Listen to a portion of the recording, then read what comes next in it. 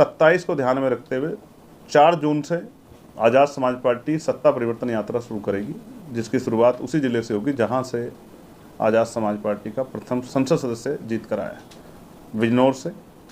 और पहला फेज़ हम लोग उसका अनाउंस कर रहे हैं 4, 5, 6 बिजनौर, मेरठ और शामली।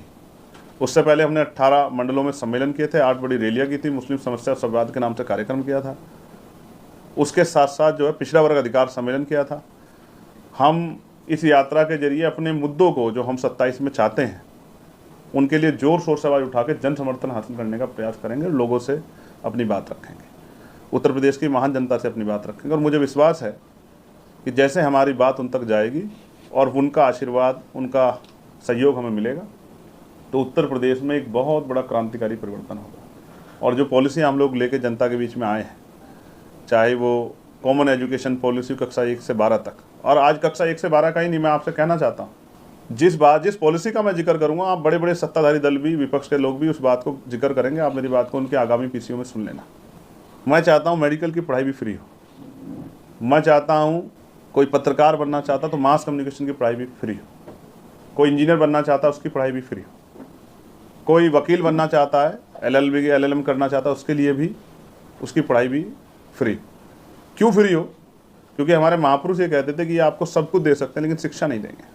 आज हिंदी मीडियम के और प्राइमरी स्कूल जिस तरह बंद किए जा रहे हैं, तो शिक्षा का जिस तरह बाजारीकरण हुआ है, तो कल हमारे बच्चे कंपटीशन नहीं मुकाबला कर पाएंगे।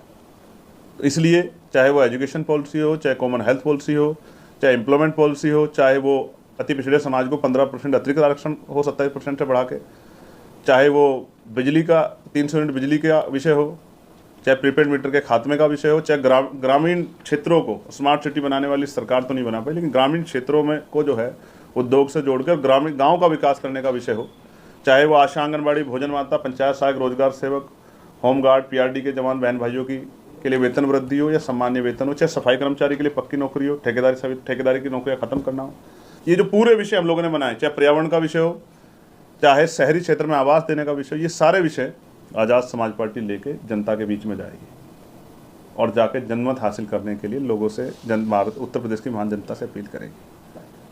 और मुझे उम्मीद है कि ये यात्रा एक बहुत बड़ा परिवर्तन उत्तर प्रदेश में खड़ा करेगी। और ये यात्रा मैं फिर बताना चाहता हूँ, फर्स्ट फेज़ के बाद ये पूरे उत्तर प्रदेश की गली गली गांव-गांव जाएगी और जाके हमारे कार्यकर्ता, हम सब लोग मिलके एक एक परिवार को जागरूक करके एकजुट करने का काम करेंगे, आज़ाद समाज पार्टी के समर्थन में खड़ा करने का काम करेंगे और सत्ता के द्वारा व्यवस्था परिवर्तन के काम को आगे बढ़ाने का काम करेंगे।